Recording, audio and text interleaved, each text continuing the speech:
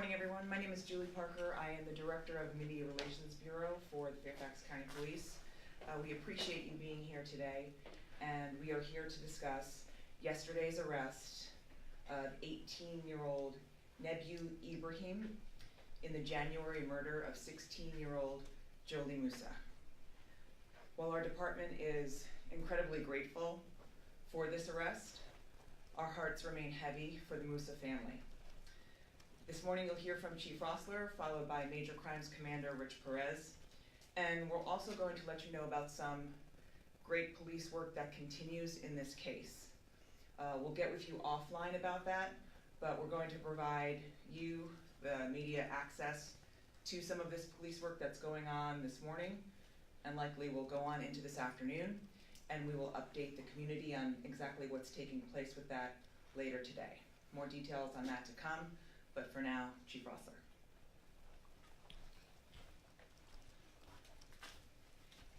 On behalf of the men and women of the Fairfax County Police Department, my prayers continue for Jholie's family. This is yet another horrible, tragic death of a young person from our community that had a bright future. From the moment that we got this call, we did not stop to find Jholie. Major Perez will follow me and describe the steps that we have taken to date and where we are going in the future to make sure we bring justice to Jholie and her family. Again, my prayers continue for Jholie's family. Major Rich Perez, the commander of the Major Crimes Bureau, will now join me and provide you with details of the investigation. Rich? Thank you.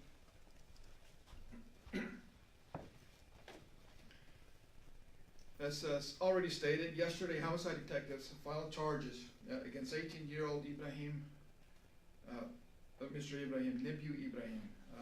The spelling on that is Nebu, N-E-B-I-Y-U, and Ibrahim is spelled E-B-R-A-H-I-M. He was charged with the murder of 16-year-old Jholie Moussa. On Saturday, January 13th, Jholie was reported missing by family members after she did not return home after leaving her residence the previous evening, Friday evening. The police department began an intensive investigation searching for Jholie, which led to the discovery of her body on January 25th. Her body was discovered by members of the search and rescue team, partially buried in a shallow site some distance off the footpath within Woodlawn Park, which is located in the 4800 block of Manor Drive in the Alexandria area of the county. During the ensuing investigation, detectives developed a person of interest regarding Jholie's disappearance and continued to vigorously investigate the case. On January 30th, we stood before you to inform you that a person of interest had in fact been developed and that every resource had been and would continue to be deployed towards identifying the person or persons responsible for Jholie's death. Yesterday, detectives served 18-year-old Nebu Ibrahim with the documents which charges him with Jholie's murder. He is the person of interest who was initially developed. After locating further evidence and establishing the probable cause necessary to make the arrest, he was taken into custody. The defendant lived in the 8400 block of Diablo Court in the Alexandria area of the county. He lived there with his parents. This residence is within walking distance to where Jholie's body was discovered. Our investigation reveals that he was known to Jholie. They were not strangers to each other. Furthermore, our investigation reveals the defendant had previously assaulted Jholie. The Office of the Chief Medical Examiner has ruled the cause of death to be asphyxia by smothering and blunt force trauma and the manner of death homicide. More than 25 law enforcement personnel, including detectives, FBI agents, crime analysts, National Center for Missing and Exploited Children representatives, and officers from outside our region assisted in the search for Jholie. A total of 12 search warrants have been executed on this case as the department has tried to bring justice to the death of Jholie Moussa. Every technology and resource available to the police department was deployed, and detectives, crime scene technicians, laboratory scientists, victim services advocates have worked arduously in the pursuit of justice. In fact, as we speak, officers from the dive team and the crime scene detectives are conducting yet another search for further possible evidence at a water retaining pond near the intersection of Pondside Terrace and Pole Road in the Alexandria area of the county. We will continue to provide our unwavering support to be with Jholie's family, friends, and loved ones as this criminal case progresses in court. We thank everyone, including the many agencies who assisted us in the early phase of this investigation, including our FBI partners, and particularly the Commonwealth Attorney's Office of Mr. Ray Morrow, who has been with us every step of the way and now will prosecute this case.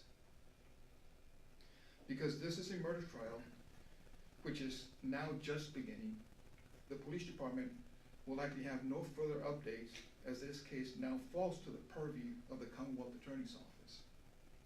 I will take a few questions, but please be understanding and mindful that questions that relate to the operation or evidence and the prosecution that's yet to occur, we won't be able to elaborate on those items. Questions? How long had her body been there? Do you have any idea whether she had been there the entire time? We do have a real good estimate as to how long the body had been there. That's one of those questions that I won't be able to go into. What evidence are you searching for in the pond today? We know precisely what it is that we're looking for, and again, that's one of those things that I'm not going to be able to further elaborate on, sir. Next question. Since knowing that he was previously arrested for assaulting her, are you able to say anything about why he was released and whether, I guess, what sort of happened in that between his previous arrest and when she was killed? I don't have that information, no, ma'am. Next question. The previous assault arrest, is that a different incident? Yes, sir. Okay, Yes, it is. The question was the previous assault a different incident? Yes, it was. Were there two assaults? There were two different assaults, simple assault and a strangulation charge as well. And those were separate incidents? Yes, ma'am. Rich, there were some concerns, I believe, on the part of the family initially that maybe this was handled as a runaway case as opposed to potentially a crime. Yeah. Any answer to that, Chief? Sorry. I'm going to be direct on that question. We as a police department, from the moment we received the call, never stopped to find Jholie. We entered her into the missing juvenile system, which then has national and regional reach. As the Major said, we worked with our federal, state, and local jurisdictions in this area to find Jholie, and we worked very hard. One of the key issues in this is a law that was passed over a year ago, which prohibits us from releasing the name of a juvenile in certain cases where they're a victim. And unfortunately, we had to go to the family and seek written consent. This is a family that was suffering, and for us to have to use this law that prohibits our transparency to find the suspect, to bring justice to the family, we're in a position of re-traumatizing families across our jurisdiction because of this law. And we used every resource to try to find her immediately, but sometimes in cases where children are missing, we need the name because we have social media and we could get tips. And that's one of the things that hinders cases like this. The law needs to change. Chief, could I follow up on that? I don't believe there was any search for Jholie from the moment she was reported missing. I mean, her body was, if in fact it was there the day she went missing, I mean, I never saw any search party. The family was desperate, and the family was not holding back the name. I mean, they were putting the name out everywhere. I'm going to turn this over to Major Rich Perez because that's not true. Okay. There was searches that have occurred over and over and over again. Before the weekend was over, a multitude of searches, locations had in fact been done. The assertion which you just described is incorrect, that there were a multitude of searches, and we continued and endlessly to work with the family on it. Any more questions? Do you know, sir, if there was a period of time where she was alive after she was reported missing? The question is, do I know if there was a period of time that she was alive after she was missing? I do know the answer to that question. Again, that's one of those things that I'm not going to be able to further elaborate on in any way, shape, or form. So with the questions of, getting information out there about a search, could there have been a chance for the community to see her? Again, where we found her on that day of the 25th was out in a park, at Woodlawn Park. If you're asking, could somebody have seen the body there? The body, as I described, was in a shallow grave covered with leaves, as we have previously said. So it was pretty secluded off the path where we did find the body.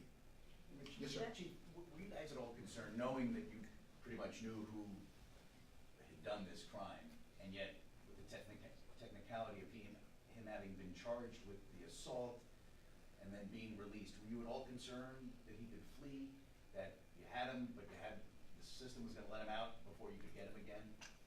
We were not concerned at all. We worked with all our partners to bring justice in this case, and I have all the confidence in the world in Mr. Morrow and his staff to continue that journey of justice. The questions that you're posing right now, I can assure you that the police department and every other agency did everything possible to find Jholie. We are now doing everything possible to bring justice. Unfortunately, the details that we possess are for trial, and those will come out and answer your questions. So I'm going to conclude there. And again, my prayers to Jholie's family. I will continue to pray for them in our community. Thank you. Thank you all. We'll get with you offline on the specifics about the